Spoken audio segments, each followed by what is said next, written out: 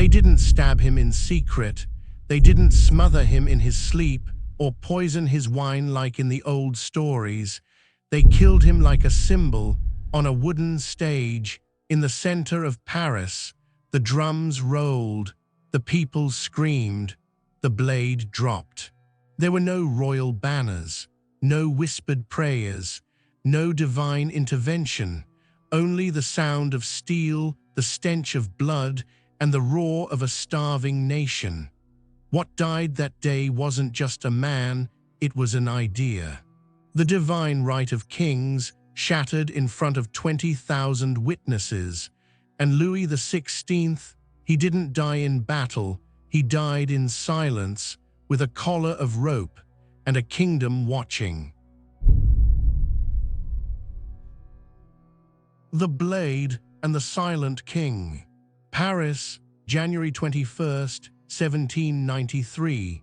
The city wasn't silent, it was holding its breath. At Place de la Révolution, over 20,000 citizens had gathered not to protest, but to watch history bleed. There was no war, no army, just a wooden scaffold, a sharp blade, and a man once called His Most Christian Majesty. Louis XVI, King of France, grandson of kings, descendant of gods, was about to die like a common criminal. Not in battle, not in exile, but right there, in front of the people who once cheered his coronation. He arrived in a simple carriage, escorted not by knights or nobles, but by armed guards who barely met his eyes. As he stepped onto the scaffold, wrapped in a plain white shirt, the January wind snapped at his sleeves. His face was pale, not with fear, but with a calm that unnerved even his enemies. Some say he tried to speak, that he opened his mouth to declare he had always wanted the good of his people. But the drummers began rolling thunder that drowned out any trace of dignity. It wasn't a mistake, it was strategy. The revolution would silence his words just as it was about to sever his head. The executioner, Charles Henry Sanson, did not flinch. He had beheaded criminals, traitors, even nobles, but this was different. This was a king. And still he gave the signal. The blade dropped, clean, fast, brutal.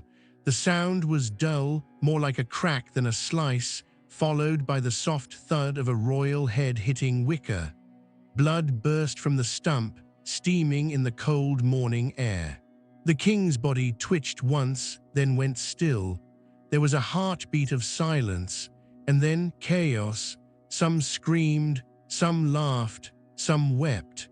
One man dipped a white cloth into the pooling blood and cried out, "I have the blood of a king." A woman fainted. A boy vomited. Another kissed the ground. For centuries, the kings of France were said to rule by divine right. That morning, God didn't speak. The guillotine did. What died wasn't just Louis. It was the myth of sacred monarchy, shattered in the heart of its own capital. But how did it come to this? How does a boy born in gold and marble end up with his neck on the block? To answer that, we must go back, before the blade, before the silence, to the uncertain childhood of Louis Auguste, the boy who never wanted to wear the crown. The boy who would be king. Before the blade fell, before the drums silenced him, before he became a symbol, he was just a boy, quiet, awkward, and painfully ordinary. Louis Auguste was born into gold, but grew up in shadow. As the second son of the heir to the French throne, he wasn't raised to rule. That role belonged to his older brother, a handsome and commanding boy who looked like a king even as a child. But fate, as it often does in royal bloodlines, intervened. At the age of 9, his brother fell ill. Within weeks, he was gone. Tuberculosis, they said. Just like that, the invisible younger son became the future king of France. The court didn't rejoice, it whispered, because Louis Auguste was different. He walked with poor posture, stammered when nervous, and preferred crafting locks over commanding rooms. While other boys learned fencing and Latin rhetoric, Louis spent hours alone, lost in mechanical puzzles. Not because he lacked intelligence, but because the outside world terrified him. His tutors called him slow but decent. That was not a compliment. His own grandfather, Louis XV, openly doubted whether this soft-spoken boy could ever carry a crown. And in the palace halls of Versailles, filled with scheming nobles and venomous etiquette, kindness was a weakness that got eaten alive. Then came another twist. At age 15, Louis was married off, not for love, not even for alliance, but for appearance. His bride, a foreign teenager from Austria, her name was Marie Antoinette.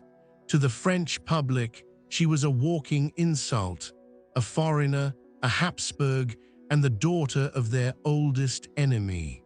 She was mocked, spat on, even blamed for the country's droughts, and Louis, already fragile, now carried the burden of defending her.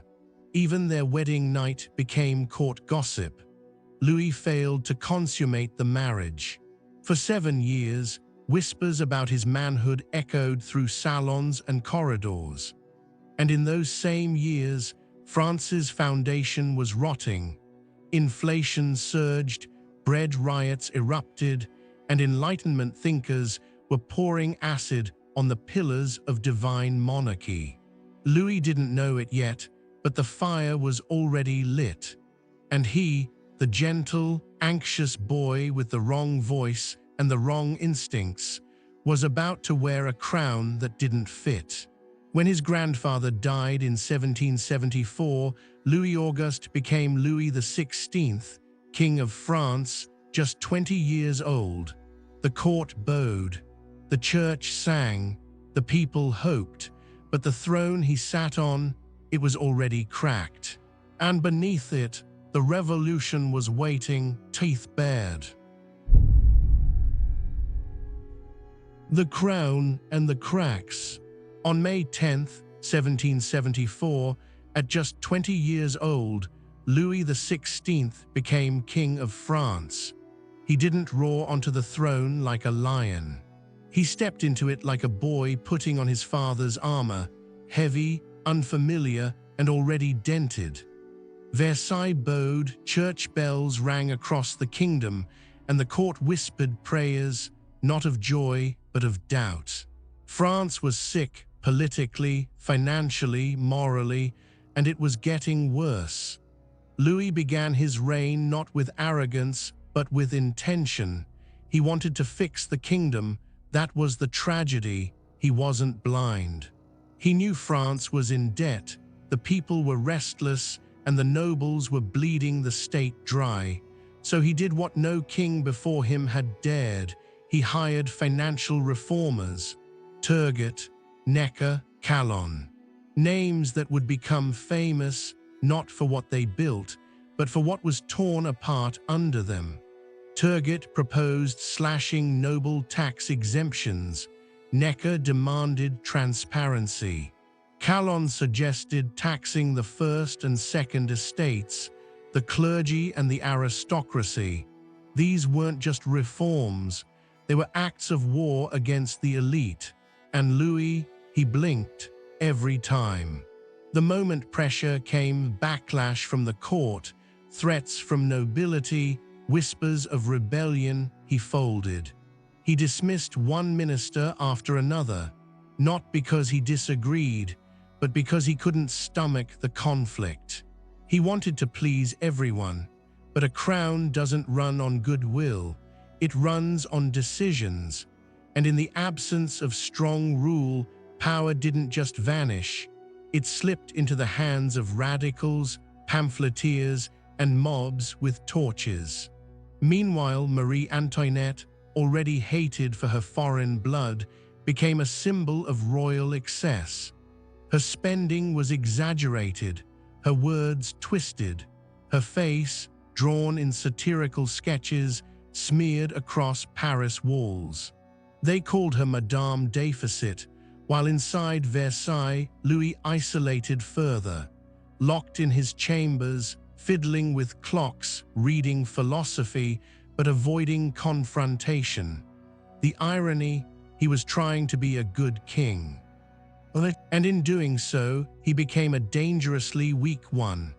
Outside the gilded gates, France was boiling, bread prices doubled, famine crept across provinces.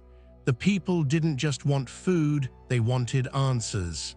And the one man with the power to deliver couldn't choose a side. By 1788, the situation had spiraled out of control. Protests, pamphlets, hunger riots, all flashing like sparks. Desperate, Louis summoned the Estates General, a gathering of clergy, nobility, and commoners that hadn't been called in 175 years. It was meant to calm the nation. Instead, it lit the fuse. Because in that room, the Third Estate, the commoners, stood up and said, "We are France." That was the moment Louis lost control, not with a sword, not with a coup, but with a sentence that rewrote history. And while the king clung to rituals and compromise, outside, a revolution had begun, and it wasn't asking for permission anymore. Revolution brews, and the king blinks. By the summer of 1789, France wasn't cracking, it was tearing. Across the countryside, peasants burned tax records, nobles fled their manors in the night. And in Paris, thousands gathered under one shared cry, "Down with the old order." Inside Versailles, Louis XVI still believed he could contain it, that if he just gave them a little, a few speeches, a few reforms, the fire would smother itself. What he didn't see was that he was no longer the one holding the torch. The Estates General, once meant to be a stage-managed formality, had backfired spectacularly. The Third Estate, the commoners, had broken away, declaring themselves the National Assembly, the true voice of the people. They met in secret, swore the now famous tennis court oath, and promised they would not disband until France had a constitution. Louis hesitated, not once, not twice, over and over. Instead of striking back or embracing change, he froze, caught between instinct and tradition, advisors and wife, fear and indecision. Then July 14th came. Thousands of Parisians stormed the Bastille, an old prison that symbolized royal tyranny. They weren't after prisoners, they were after powder, muskets, and meaning.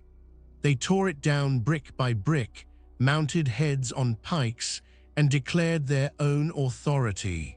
The revolution now had blood in its mouth, and it liked the taste. Louis XVI asked a minister, "Is this a revolt?"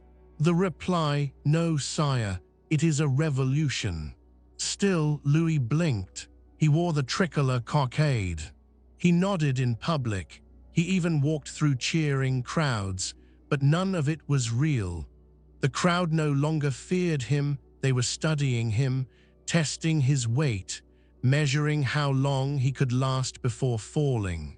Behind closed doors, he plotted escape. He brought in troops, then dismissed them. He signed decrees he didn't mean. He smiled for portraits while the mob sharpened axes.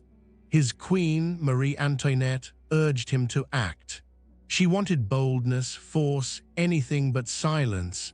But Louis still thought he could wait it out, that the storm would pass. It didn't. In October, thousands of women marched on Versailles, not with petitions, but with knives, pikes, and fury. They demanded bread, They demanded answers. They demanded the king. Louis XVI opened the gates, not as a ruler, as a hostage. He was forced to leave Versailles, the palace of his ancestors, and move to Paris, under the watch of the very people who once bowed to him. From that day on, Louis wasn't a monarch. He was a prisoner dressed as one. The man who once held the highest seat in Europe now lived in a gilded cage, and while he smiled in public, the walls were closing in fast.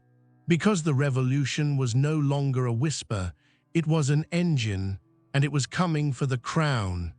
Next, the failed escape, and the moment France stopped seeing him as king and started seeing him as prey. Captured like a man, judged like a symbol. By 1791, the illusion was over. Louis XVI was no longer a king. He was a figurehead under surveillance, a living relic of a monarchy that had already collapsed in spirit. But he couldn't see it, or perhaps he refused to. What he saw was a chance to survive. In the summer of that year, Louis and Marie Antoinette made a decision that would seal their fate. They would flee. Disguised as commoners, they left the Tuileries Palace under the cover of darkness, crammed into a heavy carriage with their children, a governess, and a few loyal guards. Their goal, Montmédy, a fortress in the east, still loyal to the crown. The plan was detailed, precise, months of preparation. But Louis made one fatal mistake. He insisted on comfort. Instead of traveling light and fast, he chose a massive coach, richly decorated, with too many horses and too much attention. At every stop, people stared. Some recognized Marie. Others thought they saw something familiar in the way the coachman carried himself. The whispers turned into suspicion. In Varennes, it all unraveled. A postmaster, suspicious of a gold coin used to pay for fresh horses, stared long and hard at the supposed servant and recognized the face from his paper currency. "That's the king," he said. The royal family was arrested and held in a tavern. In a tavern, the once untouchable rulers of France, now cornered like runaways in a provincial backroom. Marie wept. Louis stood silent, stunned. Outside, the crowd gathered fast, not with reverence, but with righteous fury. As the coach turned back toward Paris under armed escort, the mood shifted. People lined the roads. They didn't cheer, they watched, quiet, cold. As if watching the dead being driven to burial. Back in Paris, the mask was gone. No one, not even moderates, could pretend Louis was still king. He had fled. He had abandoned the people. He had chosen survival over loyalty. And the revolution, once cautiously respectful, now turned with teeth bared. They didn't see a ruler anymore. They saw a traitor. What followed wasn't immediate execution. It was worse, a slow public unraveling, house arrest, surveillance, isolation. He was stripped of advisors. His wife, once queen, now became a symbol of foreign greed and royal arrogance, painted with wolves in newspapers. Even their young son, Louis Charles, was taken from them. Guards made him say things against his parents. He was 8 years old. The walls closed in. The people sharpened their language. The press dripped poison. The National Convention sharpened laws. And in the middle of it all, Louis XVI waited, not with rage, but with an eerie kind of detachment, as if he knew that everything he was no longer existed. But France wasn't done with him yet. Next came the trial. Not of a man, but of a living idea. And the punishment wouldn't be exile, it would be steel. The trial, a guillotine in words. It wasn't just a trial. It was an execution dressed in procedure. In December 1792, Louis XVI stood before the National Convention not as a king, not even as a defendant, but as a symbol to be dismantled in front of the entire world. He was charged with 33 counts, including treason, conspiracy, and shedding the blood of Frenchmen. The courtroom wasn't noble, it was a hall of knives. On one side, revolutionaries with fire in their eyes. On the other, Louis wearing grey, calm, too calm. They called him Citizen Capet, stripping his title, erasing centuries with a word. But he didn't flinch, not when they accused him of sending secret letters to foreign powers. Not when they showed the iron chest, a real discovery hidden in the palace walls, filled with damning documents.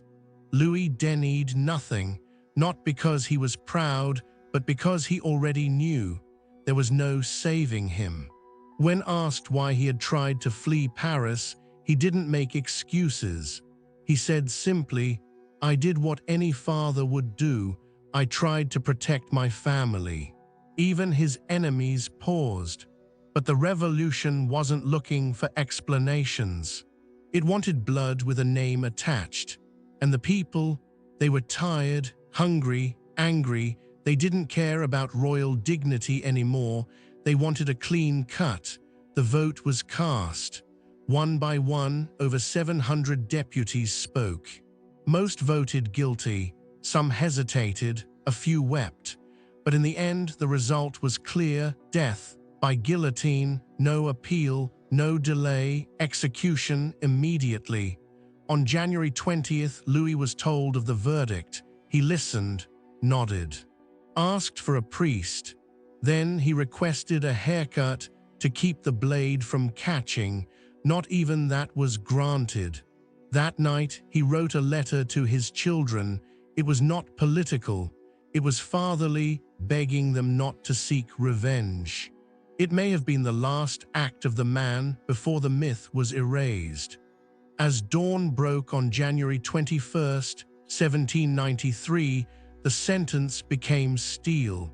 He wouldn't die in battle. He wouldn't die in exile. He would die in front of the nation he once ruled, stripped, bound, and utterly alone. Next, the execution, and the day France watched its crown fall, not with thunder, but with a blade. The execution, a nation roars. January 21st, 1793. Cold, grey, no music, no mercy. At 10:00 a.m., Louis XVI climbed the wooden steps to the guillotine, not carried, not dragged. He walked. The scaffold had been built in Place de la Révolution, where statues of kings once stood. Now, the only monument was the machine designed to end them. Tens of thousands gathered shoulder to shoulder, silent as a grave. Not from respect, from hunger, from rage, from something darker. This was no execution, this was theater. Louis tried to speak, "I die innocent," but the drummers rolled before he could finish. His voice, like his crown, was drowned. He was strapped down by Charles Henry Sanson, the executioner. Sanson later admitted he was brave, far more than most. Then the blade rose. Some say it hesitated at the top, as if even steel had doubts. Then it fell, a crack. A thud, a silence sharper than the cut. Louis' head tumbled into the basket. Blood sprayed warm across the wood. For a heartbeat, no one moved. Then came the roar. People surged forward, screamed, laughed, sobbed. Some dipped cloth into the blood. Some waved their hands like they had caught sunlight. A few stood completely still, faces drained of color, as if they had just killed a god. The monarchy didn't collapse in smoke, or revolution. It was decapitated by the hands of its own people. That day, something ancient ended, not just a reign but a belief that kings were sacred, that bloodlines were divine. The last French king to rule by divine right had died like any man, stripped, bound, forgotten within minutes, and yet his blood would stain everything that came next. Because Louis' death wasn't closure, it was ignition. And France, no longer a kingdom, was about to find out what comes after a guillotine. When the crowd is still hungry. Next, the aftershock, how the death of a king rippled through every palace in Europe, and why history never forgot the morning Paris turned red. The aftershock, France without a crown. The blade had fallen, the blood had dried. But France was just getting started. The execution of Louis XVI didn't calm the nation, it cracked it wider. In theory, they had removed a tyrant. In reality, they had cut off the head, but the body kept thrashing. Power didn't return to the people, it scattered. Royalists wanted revenge, radicals wanted more blood, and between them, the common man stood starving, still no bread, still no answers. Across Europe, monarchs froze in terror. Kings and queens from Austria to Britain saw what had happened and understood the message. You are not gods, you are not safe. Within weeks, Austria and Prussia threatened war, not for land, not for trade, but to punish an idea, the idea that people could kill a king and call it justice. Inside France, the Jacobins rose. The guillotine didn't retire, it went into overdrive. Nobles, priests, journalists, even revolutionaries themselves, if they blinked at the wrong moment. Heads kept falling. The reign of terror had begun, and the man who once tried to fix the country with compromise had, in death, unleashed pure extremism.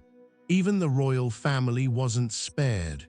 Marie Antoinette was executed just months later, her hair chopped, her dignity shredded by trial and caricature.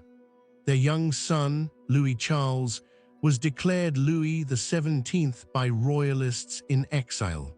But in Paris, he was locked in a dark cell, left to rot, whispered to be beaten, broken, and possibly driven insane before dying at the age of 10. The monarchy didn't just die, it decayed in full view of history. And yet the legacy of Louis XVI is strange. He wasn't cruel, he wasn't corrupt, he wasn't a monster, but he was weak, and in the jaws of revolution, weakness is death. Some called him a martyr, others a fool. Most forgot him, because after the crown fell, something darker replaced it. A republic, built not on votes, but on vengeance. Whispers after the blade. They buried his body in an unmarked grave. No crown, no choir, no monument, just earth, cold and anonymous. And yet, Louis XVI never really disappeared, because something happens when you kill a king. You don't just spill blood. You invite ghosts. For decades after his death, strange rumors echoed through France, that his soul wandered Versailles, that the guillotine blade was cursed, refusing to cut cleanly ever again. That Marie Antoinette's final breath whispered his name. That Louis Charles, the boy king who never ruled, was still alive, hidden, scarred, watching. But the real ghost wasn't in palaces, it was in politics. Every revolution that followed asked the same question in the dark. What if we become the thing we destroyed? Because Louis XVI didn't fall from power. He wasn't overthrown in glory. He was abandoned by advisors, by nobles, by time itself. His real crime wasn't tyranny, it was hesitation, and history, it doesn't forgive those who blink. This was the story of Louis XVI, the king who walked to the guillotine not like a tyrant, but like a man who finally understood what he had lost and what the people were about to unleash. You've been watching Torches of the Crown, where kings don't just fall, they're unmade.